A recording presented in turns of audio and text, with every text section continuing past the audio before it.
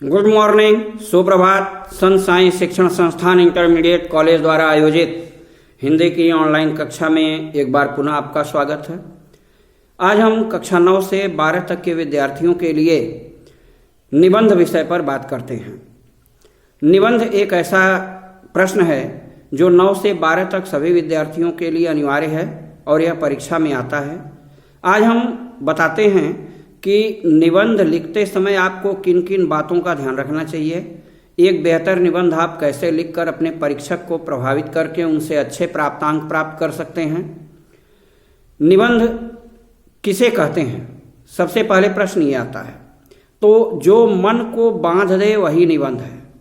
किसी भी विषय पर सरस, सुंदर और रोचक शैली में क्रम के अनुसार अपने विचारों को व्यक्त करने की कला को निबंध कहते हैं।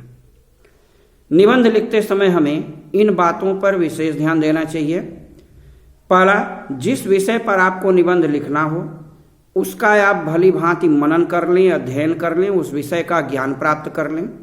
दूसरा, लेखन शैली स्वच्छ और रमणीय हो। तीसरा, निबंध की रूपरेखा आपस में एक दूसरे से संबंधित हो और अपने विचारों को क्रमबद्ध ढंग से वर्णन करें। चौथा, भाषा आपकी सरल, सुंदर और प्रचलित भाषा हो। बहुत कठिन शब्दों का प्रयोग अनिवार्य नहीं है। मुहावरे, लोकोक्तियों, कवियों या लेखकों या महापुरुषों के कथन का भी आप अपने निबंध में प्रयोग कर सकते हैं। लेखन शैली में शब्दों द्वारा आपको प्राण फूंक करके अपने परीक्षक को प्रभावित करना है। याद रखें, निबंध का प्रारंभिक और अंतिम भाग बहुत उत्तमता के साथ, बहुत सतर्कता के साथ आपको लिखना है। छोटे छोटे वाक्यों में बड़ी बड़ी बातें कह करके आप गागर में सागर भरने की उक्ति को चरितार्थ कर सकते हैं। निबंध बहुत लंबा नहीं होना चाहिए, उसमें अनावश्यक बातों का समावेश न हो। निबंध एक माला की तरह हो जिसके बीच में पिरोया हुआ सूत्र विचार पुष्पों को गूंथकर एक रूपता की स्थापना करे।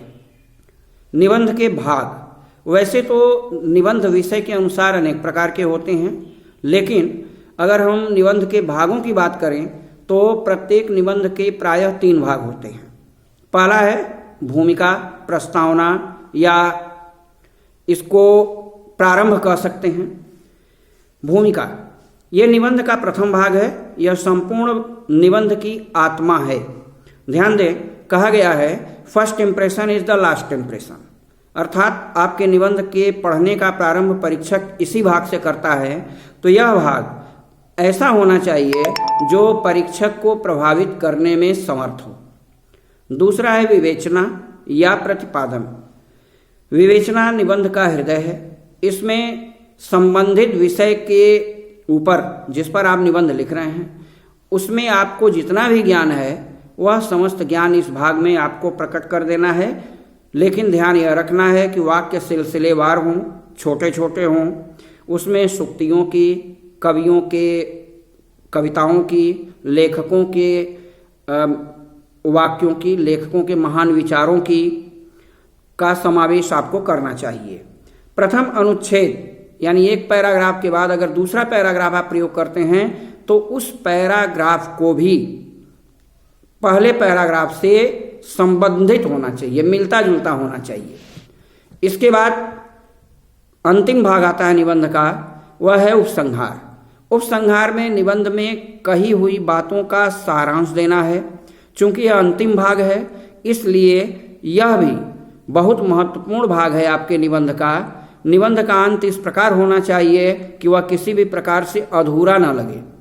भावों के अनुरूप भाषा में उतार चढ़ाव हो, सहज और सुबोध भाषा का प्रयोग हो, शैली आकर्षक हो और परीक्षक अंत में यह अनुभव कर ले कि इस निबंध में, इस विषय पर निबंध में इससे अधिक परीक्षार्थी द्वारा कुछ नहीं लिखा जा सकता था।